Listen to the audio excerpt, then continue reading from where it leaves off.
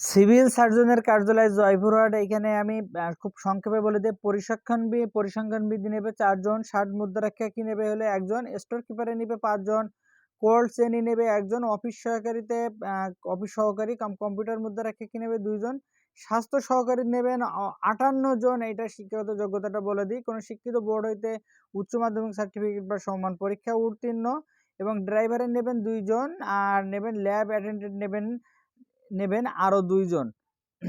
এটা আবেদনকারীর বয়সসীমা কিন্তু 18 থেকে 32 বছর হতে হবে। এটা এফিডেভিট গ্রহণযোগ্যতা অন্য কোনো চাকরিরত অবস্থা থাকলে অবশ্যই তাকে এনওসি আবেদনের সাথে জমা দিতে হবে।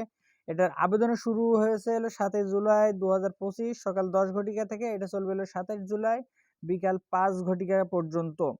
এইখানে অনেকে বলেন যে খরচের অ্যামাউন্টটা আমরা স্ক্রিনে কেন দিই না, কারণ এটা ভিডিওটা অনেক সময় অনেক লম্বা হয়ে যায়। আপনারা আবেদনের পূর্বে অবশ্যই দেখবেন যে ফার্স্ট কমেন্টে আমরা একটা স্ক্রিনশট দিয়ে রাখছি, সেখানে খরচ সহ আরও বিস্তারিত তথ্য দেওয়া থাকবে। এবং এছাড়াও যদি আপনাদের কোনো প্রশ্ন থাকে তাহলে হোয়াটসঅ্যাপ নাম্বার দেওয়া থাকবে, সেখানে আপনারা সবাই কন্ট্যাক্ট করে আপনাদের কাঙ্ক্ষিত জবের পিডিএফ ফাইলটি অথবা কোনো তথ্য জানার হলে আমাদের কাছ থেকে জেনে নিতে পারবেন। ভালো থাকবেন, সুস্থ থাকবেন, আল্লাহ হাফেজ।